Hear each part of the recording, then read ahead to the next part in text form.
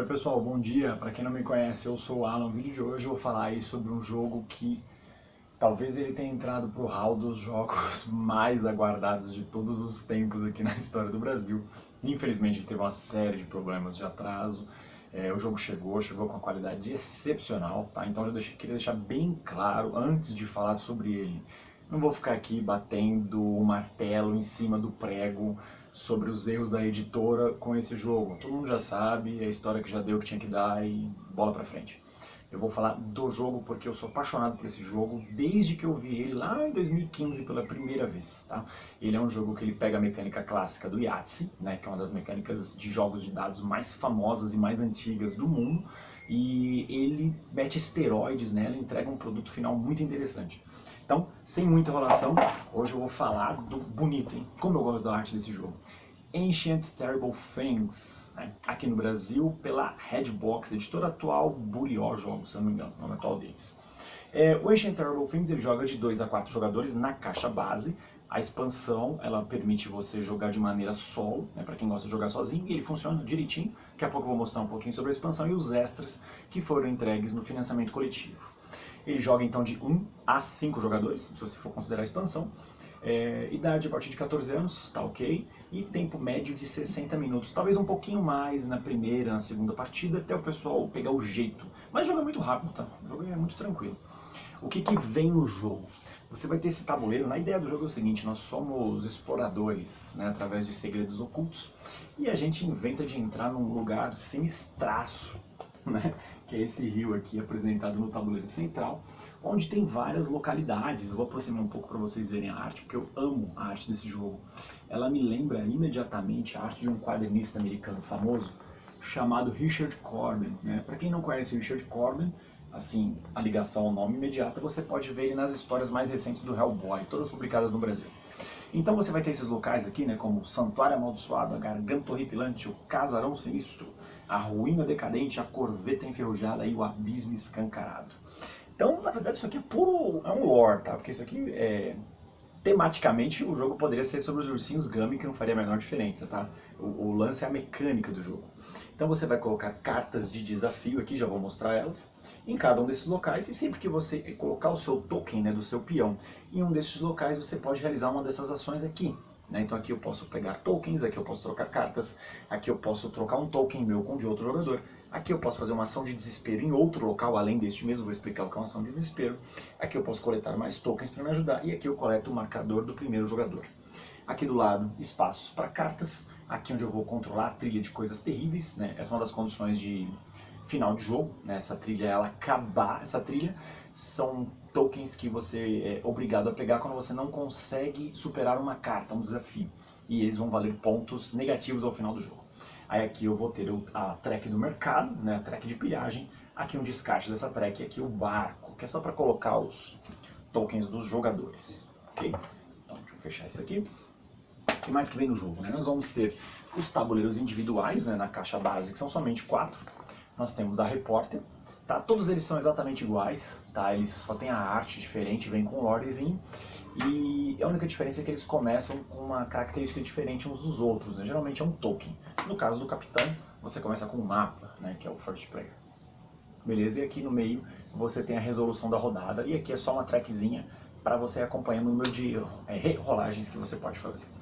Aí você vai ter aqui os tokens dos personagens. A produção desse jogo é disparada, tá disparada, uma das mais bonitas que eu já vi feita aqui no Brasil. A Redbox, né, mesmo com todos os problemas que encontrou nesse jogo, e em alguns outros casos também, ela sempre entregou jogos de qualidade de produção altíssima. Aqui são os tokens que você usa durante o jogo.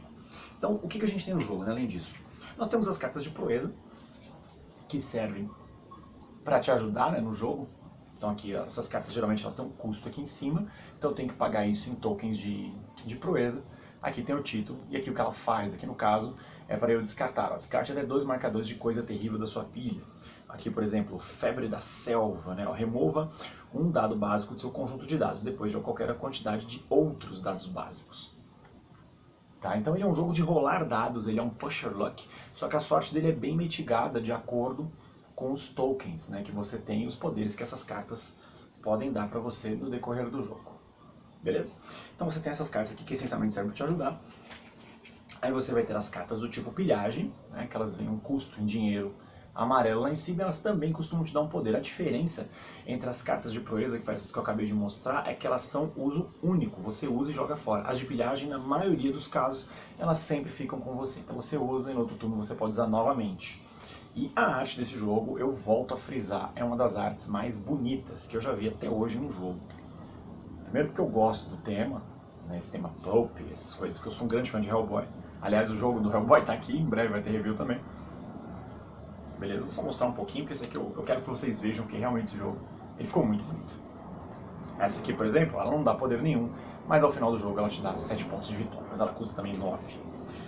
Aí nós temos as cartas de cenário. As cartas de cenário, elas servem para te ajudar na resolução dos dados, né? Então quando você vai jogar os seus dados, isso vai ficar mais claro quando eu mostrar na caixa de desafio, às vezes você não consegue superar porque não saiu a combinação que você queria. Porém, você não vai ficar sem usar os dados. Então as cartas de cenário servem para isso. Então, por exemplo, aqui é um resultado de 4 ou mais, eu poderia trocar por um token de foco. Uma dupla de dados eu poderia trocar por 2 tokens de proeza. Uma trinca por 3 tokens de... eu nunca lembro o nome. O token para você fazer os desafios de desespero, que eles também valem pontos ao final do jogo. E aqui, uma sequência, eu poderia pegar dinheiro. E essas cartas são dupla face. Aí ela tem um setupzinho diferente, para você jogar um pouco diferente, ok? E essas cartas também, todos os jogadores vão ter uma, né? Tem uma para cada jogador. Embora ela possa ficar no meio da mesa, né? Que é o mesmo para todos. E aí você vai jogar sempre com o mesmo lado para todo mundo, ok? Aí nós temos também aqui as cartas de conquista, né? As cartas elas têm um set collection, que são símbolos que aparecem no canto das cartas. Então a primeira pessoa, né, que conseguir 3 cartas com esse símbolo vai tomar para si essa carta e vai garantir 4 pontos de vitória ao final do jogo. Porém, se em algum momento alguém conseguir um 4º símbolo, essa carta vai para essa pessoa. Se alguém conseguir um 5º símbolo, a carta vai mudando de mão. Então ela vai mudando de mãos durante a partida. E aqui o core do jogo, né, que são as cartas de desafio.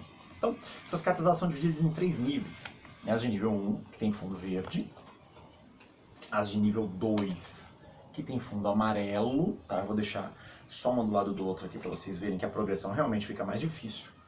E as cartas de nível 3, que são badasses, tem fundo vermelho. E por acaso eu peguei a mais difícil do jogo, que é justamente o capitão. Aliás, o coronel. Então vamos lá. Como é que funciona a estrutura de uma carta? Vamos pegar aqui, ó, de nível 1. As informações da carta. Então ela vai ter aqui a quantidade de pontos que ela vale ao final do jogo, o set collection que ela vai te dar e aqui a condição dela, né? Então ela vai pedir aqui 3 dados, né, com valor 4 ou maior. Então você vai ter uma parada de dados, eu não mostrei os dados, né, falha minha. O jogo ele vem com estes dados, ok? Os dados verdes são 5 dados, né? Eles são usados para todo mundo, então você sempre vai jogar no mínimo 5 dados. Os dados de cor azul, de acordo com algumas cartas de proeza ou cartas de pilhagem, você pode pagar tokens de foco para jogá-los novamente. Os dados vermelhos são dados de desespero, eles não podem ser rerolados, né? Você só vai jogar ele. E aí os dados amarelos, eles podem ser rerolados, porém sem pagar foco. Então quando você for resolver uma carta, você vai pegar seus 5 dados e jogar. Você pode manter alguns dados que você gostou, não manter nada e jogar de novo. Então você tem 2 jogadas, uma gratuita e uma segunda gratuita. A partir daí, toda e qualquer rerolagem que você tem que pagar tokens de rerolagem, 1 token por dado. O jogo funciona dessa forma, bem simples. Então aqui, né, voltando ao exemplo da carta, eu teria que ter 3 dados com um número de 4 ou mais. Caso eu consiga, essa carta vem pra mim. Caso eu não consiga, ela vai pro descarte apropriado. E ela também, ela vai me dar aqueles tokens de coisa ruim que eu vou pegando na track. Eles são organizados de menor para maior. Então no começo do jogo você vai ter vários zeros, né, que não vão te dar problema nenhum, mas conforme a partida avança vai ficar -1, -2 até -3. Esses pesam. Aí aqui a gente pega uma carta de nível 2, por exemplo, né, os ladrões de túmulos. Ó, ela já tem um set collection duplo. E aqui ela pede uma dupla, né, aqui ó, um par, que tem que ser obrigatoriamente de 5 ou mais. E aí aqui o coronel, né, um set collection triplo, porém ele pede exatamente 5 dados iguais, cara. E isso é bem difícil de fazer nesse jogo, tá? Porque querendo ou não, você tem sorte, né? Não adianta você falar que a sorte não está presente, porque a sorte é onipresente nesse jogo. Vou mostrar mais um pouquinho aqui, ó. Então, por exemplo, a Anaconda. Ó, aqui os restos mortais. A arte desse jogo, cara, eu sou apaixonado pela arte desse jogo. Aqui, ó, Baforada de Dragão, que é um dragão de Komodo. Bem legal. E aí, ó, deixa eu pegar mais algumas de vermelhas aqui. Vamos começar pela desgraça grande já. Carcaça alienígena. fazer uma aqui, ó. E aqui, ó. Artilharia esquecida. O cara acionando uma bomba com os pés. Então, basicamente, o Ancient Terrible Things é isso. Então, como é que o jogo acaba? Ele acaba quando estes tokens, né, de coisas terríveis acabar essa track, ou se por algum acaso o baralho acabar. E é legal porque, independente de qual condição seja, ambas são muito possíveis de acontecer. Então, ele é um jogo que você tem que ficar meio malandro, assim, no que os outros estão fazendo, e tem um pouquinho de contagem de set collection para você ver se alguém dispara. Falando sobre a expansão, né, falar dela rapidinho, que é a Lost Charter. Okay? Ela acrescenta mais um jogador, então ela acrescenta o quinto jogador, regras para jogador solo, traz mais cartas de desafio, mais cartas de proeza, mais cartas de pilhagem. Okay? Então ela traz uma quantidade generosa de coisas. Aqui, ó. Ela traz uma quantidade generosa de cartas. Então aqui, por exemplo, ó, nós temos o Xamã Voodoo, é uma carta de nível 3, e pode ver que é bem difícil. O desafio dela, ela traz algumas regras novas também, tá vendo? Ó, seu kit de dados inclui um dado de revelação, né, que agora ela traz os dados da cor roxa. Então sempre quando você for jogar, quando você for enfrentar esses desafios, você ganha um dado extra, né? Ela traz mais uma categoria de dados. Ó. E todas essas que eu estou pegando são níveis vermelho, tá? Por acaso. Bem legal. E pode ver que a maioria, elas dão muito ponto. Então aqui, ó, nas cartas de pilhagem, né? Tem o rádio, equipamento novo, né? Então, de modo geral, ela traz mais corpo ao jogo e mais desafios também. Okay? As minhas cartas, né, elas estão sem sleeve e esse jogo não faz questão alguma de sleevar, porque a qualidade das cartas é soberba de boa, beleza? E aí uma coisa também que tem legal aqui, deixa eu só ver se eu encontro, aqui ó, né, outra coisa bacana dela, é porque ela traz versões alternativas para os personagens do jogo base. Então, uma característica legal dessa expansão é porque ela, além de trazer mais cartas no quinto jogador, ela faz a caixa base se tornar uma caixa portátil, uma versão de viagem. Então, ó, ela traz aqui uma versão miniatura do rio, para você colocar no meio da tabuleira. Vamos dizer que você está com uma mochila pequena, ou você não está a fim de levar a caixa grande e tal, você pode levar isso aqui. Né? Então ela vai trazer uma versão do rio, e ela traz também cartas, deixa eu só achar aqui, ó, com as localidades. Então você vai colocar essas cartas ao lado desse tabuleirinho, então você faz uma versão de viagem do seu Ancient Terrible Things. Ok? Se você não quiser levar a caixa grande, e tudo cabe na caixinha pequena. Isso é legal, tá? Muito legal. Então tudo que tem lá no tabuleiro, aqui ele tem também versão cartas. Beleza?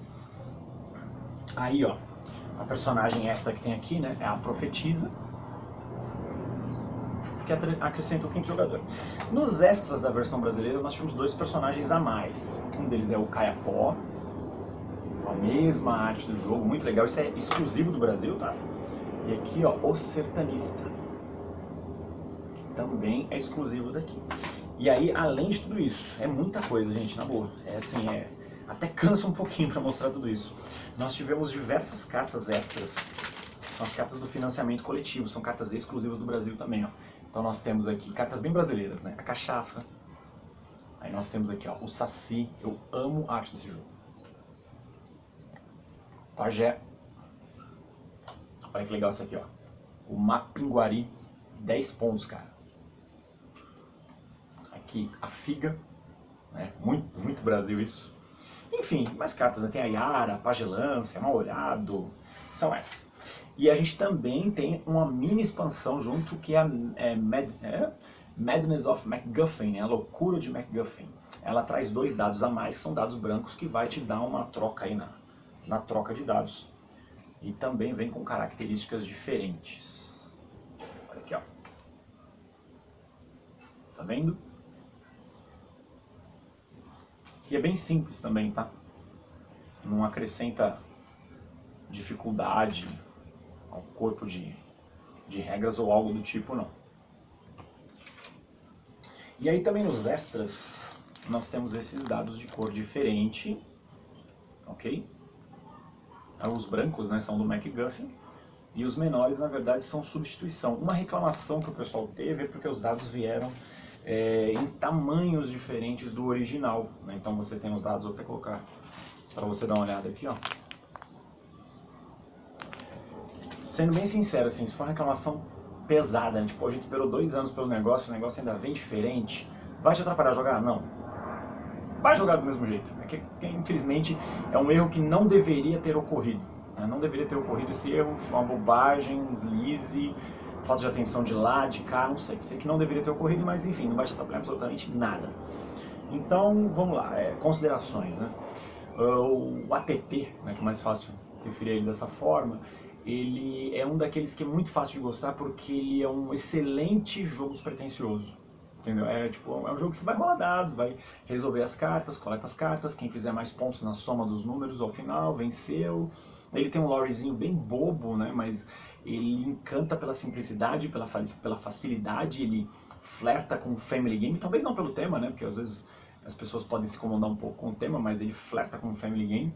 Ele é muito bonito na mesa, seja na versão menor ou na versão full. E a qualidade de produção dele é excepcional. Então assim, me perguntam, esse jogo vale a pena a coleção? Vale. Vale, e essa versão que saiu no Brasil ela é única no mundo, porque esses extras não existem lá fora, são nossos, ok? Esses extras são nossos. Então, se você gostou do vídeo, se você gostou do jogo, aproveita e pega ele lá na Playlist. Desculpa, perdão, aproveita e pega ele lá na Pitas Board Games, porque a Pitas é uma das poucas lojas que tem esse jogo com todos os extras, ok? Com todos os extras, do jeitinho que eu mostrei aqui e com preço super em conta. Então aproveita, vai lá, pega o seu, porque eles têm pouquíssimas unidades, ok? E fica de olho também na loja dos caras, porque eles estão vendendo vários jogos importados com um preço sensacional. Inclusive vai ter um de um clássico aqui em breve, muito em breve vai ter um review de um clássico aqui, tá? Que também está sendo vendido lá. Então, lá na Pitas Board Games é o lugar certo para você pegar o seu Ancient Terrible Things. Eu estou procurando a caixona aqui, ó. É o lugar certo para você pegar o seu Ancient Terrible Things com todas essas que eu mostrei aqui. E eu garanto, tá? Para quem gosta de jogo de dados, para quem gosta de jogos na linha do Yahtzee, né? Que é esse jogo de testar sorte. Se você gosta de um jogo extremamente bonito, super recomendo, cara. Críticas, comentários, sugestões, sempre bem-vindos. Mais uma vez, aquele abraço.